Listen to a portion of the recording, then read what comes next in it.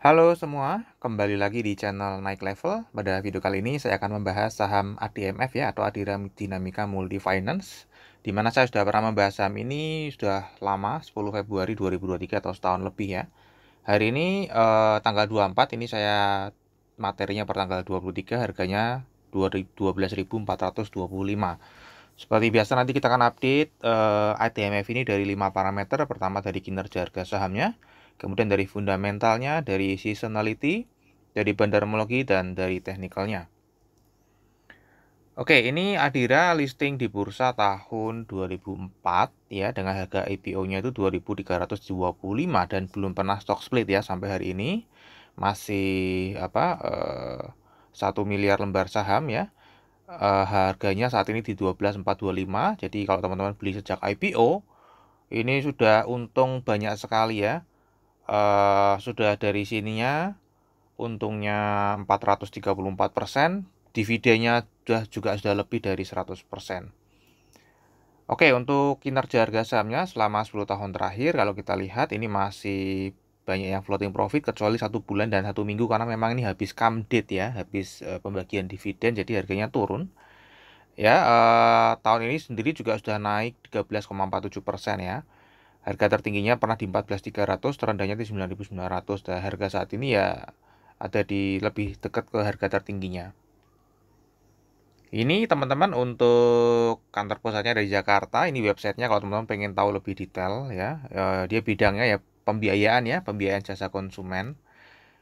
Ini dimiliki oleh Adira, ini dia dimiliki oleh Bank Danamon ya, dan ini kepemilikannya dominan ya 92,07, bahkan kemarin sempat disuruh jual karena harus memenuhi ambang batas. Kemudian ini juga sama ya, Danamon. Ini dia dari MUFG Bank. Ini juga sama ya tipikalnya ya. Jadi memang sedikit sekali untuk kepemilikan publiknya yang dikendalikan oleh MUFG Bank. Dan Adira ini memiliki home credit juga ya, 9,83% saja, jadi asosiasi. Nah, ini teman-teman ya, tadi sudah disebutkan ya bahwa ini kan pembiayaan ya. Jadi kalau teman-teman mau kredit mobil, motor, beli kredit bisa lewat Adira. Dan kalau kita lihat di sini, ini pembiayaan baru ya, pembiayaan barunya ini sudah mulai lebih tinggi daripada tahun 2023, ini sudah lebih tinggi daripada sebelum COVID ya. Dan kalau kita lihat prosentase untuk mobil ini membesar, di mana sebelum COVID ini yang paling besar malah motor. Ini justru di tahun 2023 ini mobil ya, pembiayaan baru, dan motornya masih dominan nomor 2. Nah, kemudian kalau kita cek di eh, pendapatannya teman-teman ya, kalau kita lihat di tahun 2023 untuk pembiayaannya itu dapat total 6 triliun. Dari margin murabahah ini ada 1,4 triliun, sewa pembiayaan 147 miliar, dan lain-lainnya cukup besar ya. Ini lebih besar daripada margin murabahah dan sewa pembiayaannya. Lain-lainnya nanti kita akan cek. Kalau kita lihat pendapatan breakdown-nya ya, dari pembiayaan itu paling tinggi masih sepeda motor ya. Masih sepeda motor, kemudian mobil ya. Kemudian ini kan pendapatan pembiayaan, yang tadi pembiayaan baru itu beda teman-teman ya. Tadi pembiayaan baru itu lebih banyak mobil ya, tapi kalau pendapatan dari pembiayaan konsumen ini masih didominasi motor karena sebelumnya memang paling besar motor. Ya, kemudian margin, kemudian ini labanya juga paling besar dari sepeda motor, kedua mobil, yang lainnya barang lain-lain ya. Dan ini lain-lainnya tadi itu apa? Ini lumayan besar teman-teman ya. Administrasi, ya, ada denda keterlambatan juga besar, ada piutang yang dihapus bukukan, pemulihan. Jadi dulunya sudah dianggap nggak bisa bayar, ternyata sudah dihapus buku, ternyata membayar kembali dari penalti, komisi, dan lain-lain ya. Totalnya besar namanya, denda keterlambatan aja sampai 492 miliar. Nah, kalau secara geografisnya ini paling besar emang ada di Jabodetabek Share ya. Kemudian yang kedua terbesar ada di Sumatera, dan Sulawesi yang terbesar ketiga. Untuk kinerjanya kalau kita lihat secara jangka panjang ini masih naik ya teman-teman ya. Dari sejak tahun 2008 sampai saat ini itu secara pendapatan sudah naik 3 kali lipat, meskipun labanya tidak naik 3 kali lipat ya, labanya hanya naik 2 kali lipat.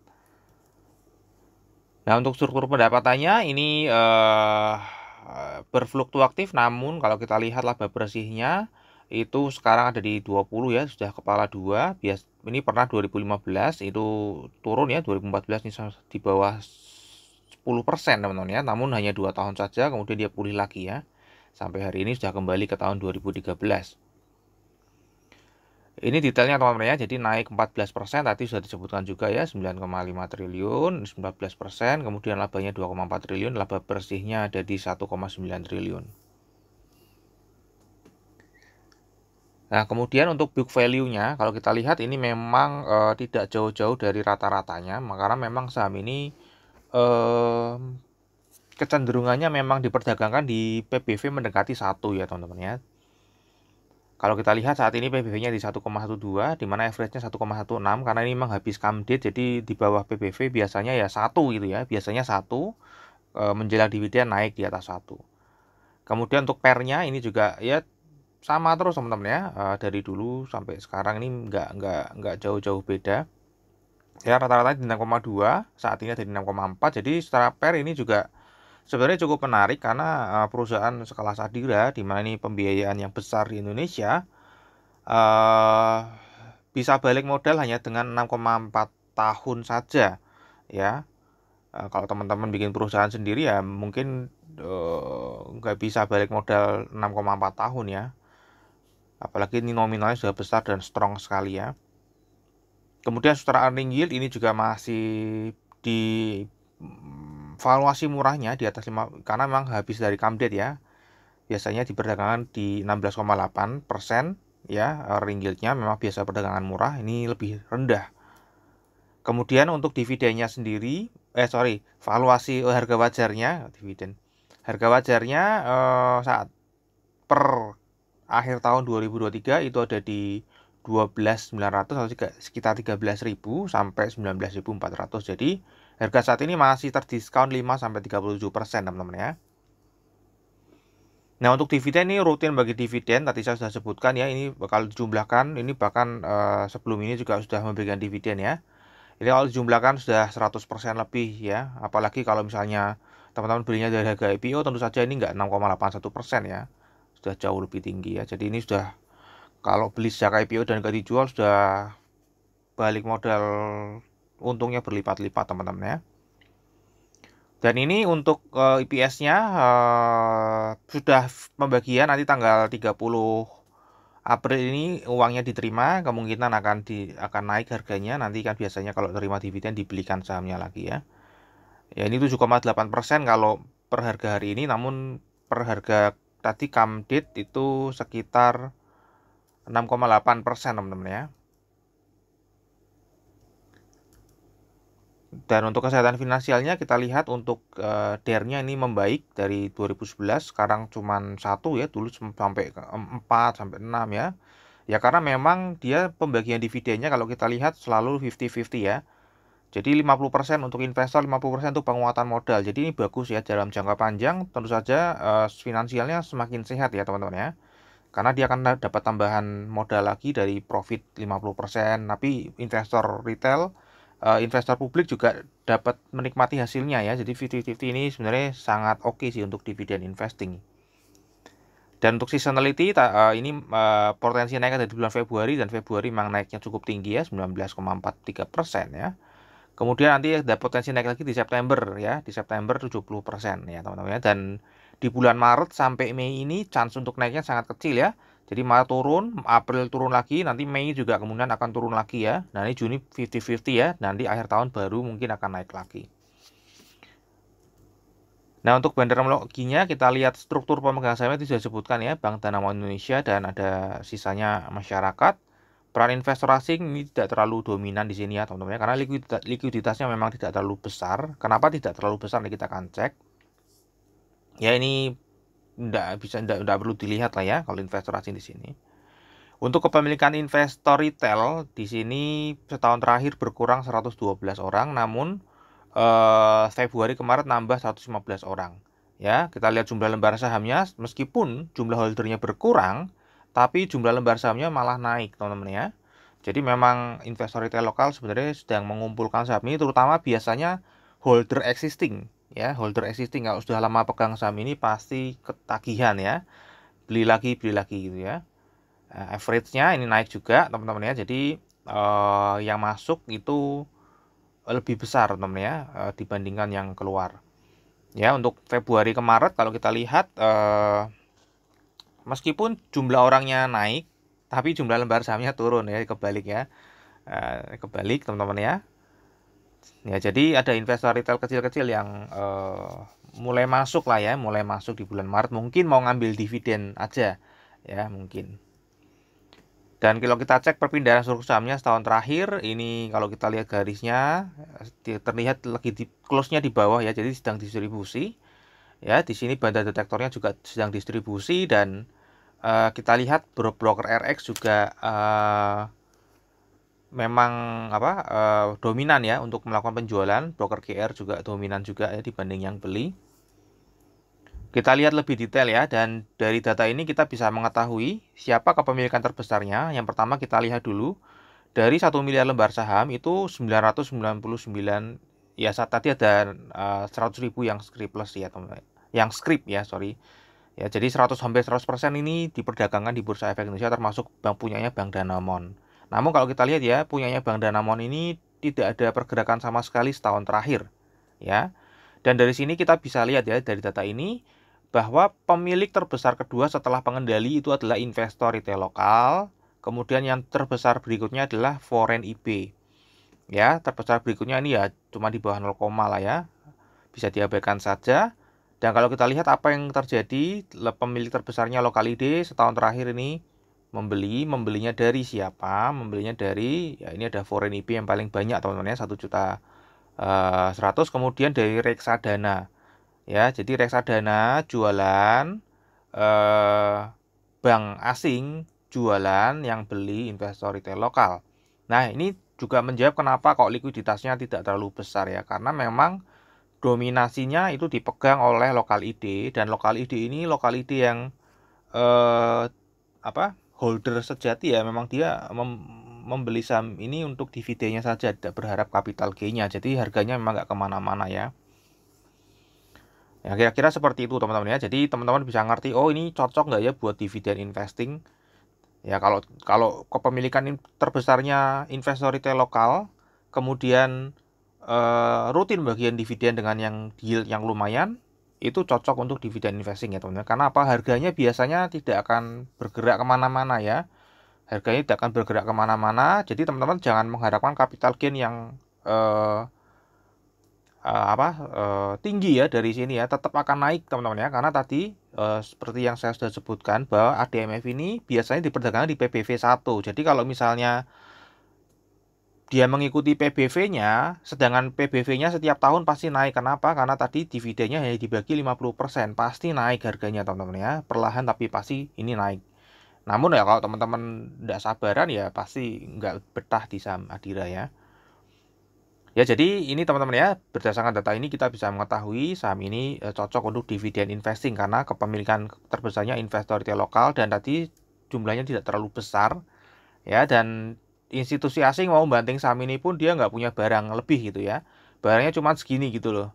Barangnya tuh cuma berapa persen sih, cuma 2%.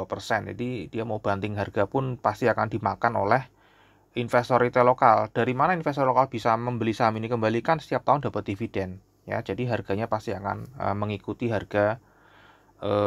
Jadi kalau boleh dibilang ini efisien ya, pergerakan harga sahamnya Adira itu efisien, sesuai dengan kinerja fundamentalnya. Kalau naik ya dia akan naik ya. Cuman mungkin ada beberapa anomali di waktu dividen aja. Ya, dan ini kalau kita lihat di sini reksadana lokal ID dari Februari kemarin ada jualan sedikit ya, yang beli sekuritas. Kemudian ada foreign IB ini juga malah membeli balik ya di Februari ke Maret teman-teman ya. Dan teman-teman kalau misalnya pengen tahu atau pengen memiliki data seperti ini, saya sudah memberikan penawaran di deskripsi teman-teman ya. Silakan teman-teman bisa cek di deskripsi untuk video penawaran data ini. Teman-teman cukup bayar 1 kali untuk update seterusnya selamanya seumur hidup. Ya, jadi ini bisa sangat berguna untuk membantu teman-teman dalam melengkapi analisanya teman-teman. Dan kalau kita lihat secara bulan April tanggal 1 sampai 23, kita lihat garisnya justru malah naik ya, meskipun ini turun ya. Jadi pada saat turun justru malah ada yang beli. Ya, ini beli, turun, kemudian dia beli lagi ya teman-teman ya. Nanti tanggal 30 kemungkinan besar harganya akan naik lagi karena cair tuh dividennya ya. Di sini broker MG, ini XL, XC pada beli semua ya. Ya kemungkinan tadi ya mendekati dividen pada beli investor retail lokal. Nah, kemudian ini adalah pola teknikal di ini salah nih ya. Ini belum saya hapus ya 88 M per harinya. Ini adalah analisa teknikal di tanggal 10 Februari di mana waktu itu saya memprediksi harganya akan naik ke 10.400, kemudian dia akan turun ke 9.300 ya. Dan ini di sini teman-teman ya, waktu itu harganya di sini saya memprediksi dia akan naik ke 10.400 ya, dia ternyata besoknya langsung naik 10.400 teman-teman ya. Ya nggak pakai lama itu ya, langsung naik ke 10.400, kemudian dia turun namun nggak sampai ke 9.300, turunnya hanya sampai ke garis support 9650, kemudian dia naik lagi teman-teman ya. Ya kita cek ya. Nah di sini ya, dia hanya sampai di sini teman-teman, berhentinya teman-teman ya, dia naik ke 10.400, kemudian dia turun di 9650 ya, nggak sampai 9.300, kemudian dia memantul naik lagi. Nah kemudian gimana nih pola teknikal ke depannya ya, kira-kira harga sahamnya akan kemana ya. Nah biasanya teman-teman ya, biasanya setelah dividen dia akan sideways dulu di sini ya, kemungkinan dia akan ranging di 12.000 sampai 12.500-an ya, di sini nih ya, naik ya, kemungkinan akan ke sini ya, atau mungkin bisa di sini bisa ya. Nanti menjelang tahun depan dia mulai merangkak naik lagi ya, tapi ini prediksinya di sini dulu, nanti ke depan dia akan mungkin merangkak naik lagi ya, biasanya ya tembus ini lagi ya teman-teman ya, tembus all time high-nya lagi. Oke, itu aja teman-teman dari saya. Sekarang kita akan masuk ke risamnya. Untuk kinerja jangka panjangnya naik, kinerja jangka pendeknya juga naik, valuasi masih murah ya, terdiskon meskipun tipis sekali, rutin bagi dividen untuk 2025 tadi karena belum ada datanya kuartal 1, jadi saya nggak bisa memprediksi, nanti kita akan update lagi aja. Untuk seasonality berpotensi naiknya ada di bulan Februari dan September. Bandaromologi tadi dari Maret ke Maret sedang ada distribusi, 1 sampai 24 April sedang ada akumulasi, dan teknikalnya dia ranging aja, dan kemungkinan dia akan nggak kemana-mana biasanya ya setelah dividen dia sideways atau ranging di area kecil. Oke, terakhir disclaimer teman-teman. Jadi analisa yang saya bagikan di YouTube ini adalah analisa saya pribadi yang tentu saja juga bisa salah. Ini bukan ajakan jual atau beli sama DMF ya. Silakan teman-teman tetap wajib melakukan analisa sendiri. Ya, jadikan video saya ini hanya sebagai second opinion, sebagai pelengkap informasinya teman-teman sebelum mengambil keputusan investasi. Oke, sampai di sini dulu aja analisa saham ADMF ya. Semoga bisa bermanfaat. Kita akan ketemu lagi di video yang berikutnya.